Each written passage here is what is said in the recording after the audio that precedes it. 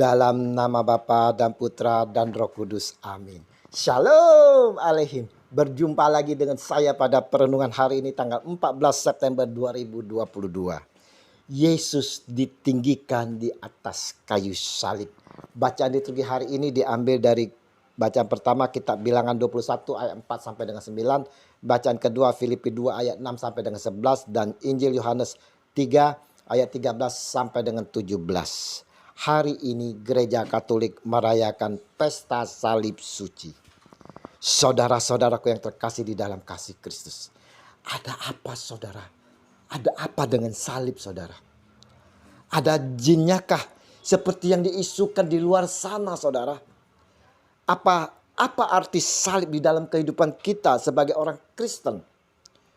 Apa yang dapat kita perbuat dengan salib?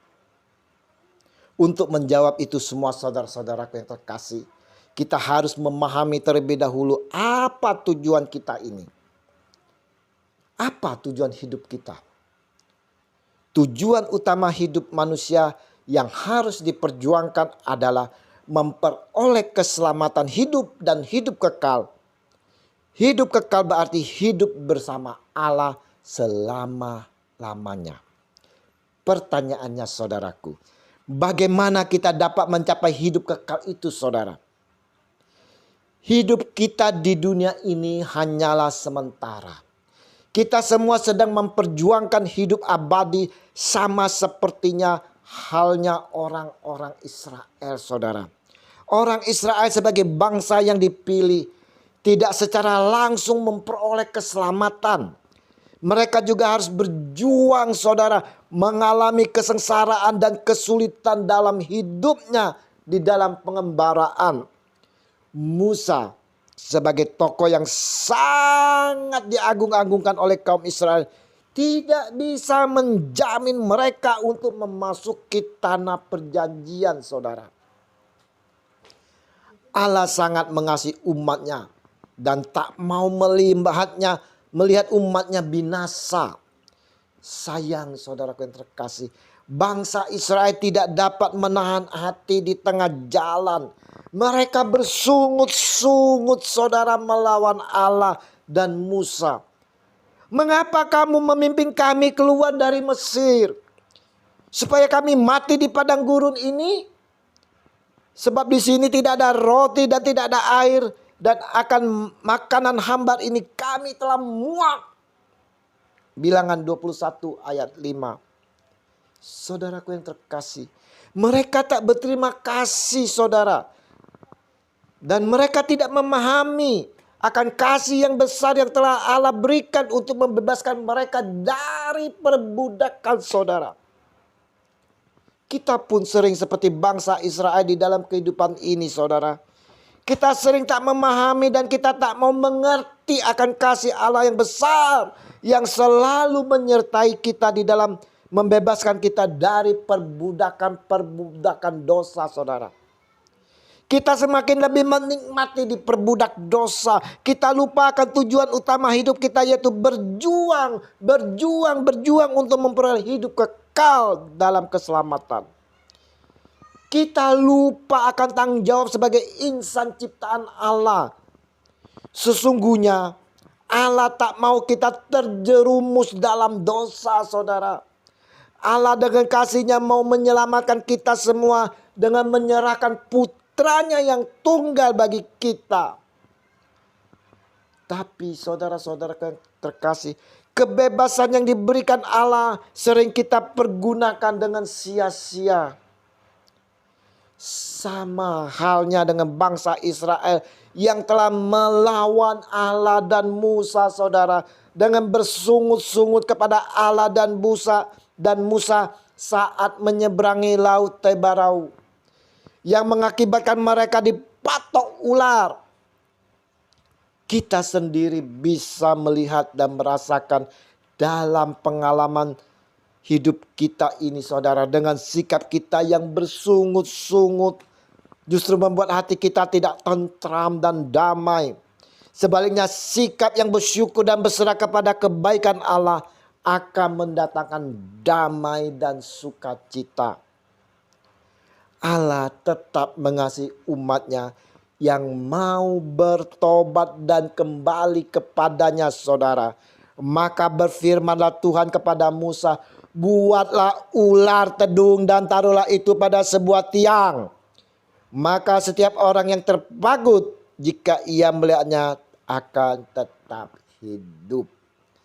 Bilangan 21 ayat 8. Dengan kasihnya yang besar, Allah rela menyerahkan putranya sendiri, Tuhan kita Yesus Kristus, untuk disiksa, saudara, didarah, bahkan mati di kayu salib.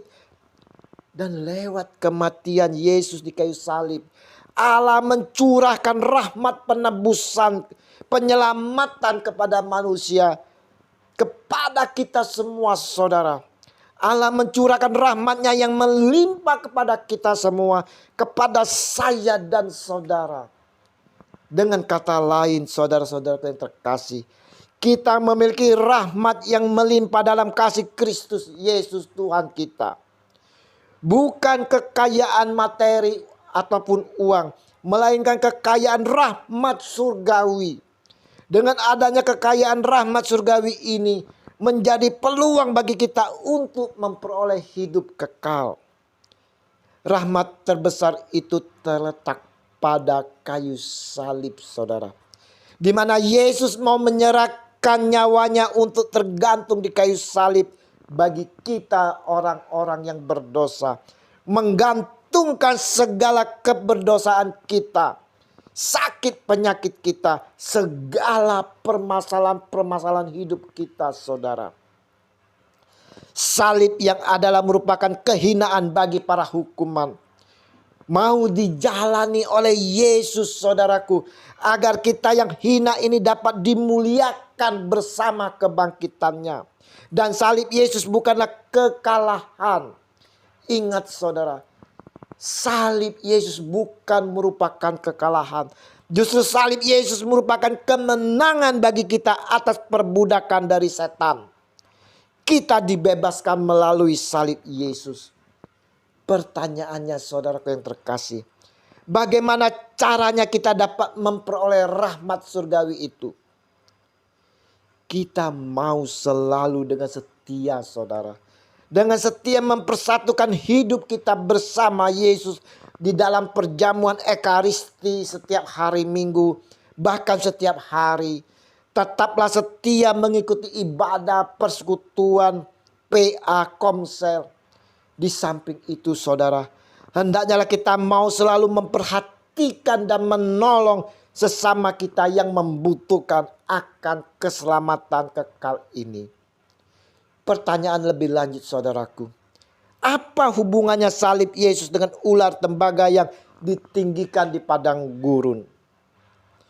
Ular tembaga yang ditinggikan di padang gurun menjadi sumber keselamatan bagi umat Israel saat itu, saudara.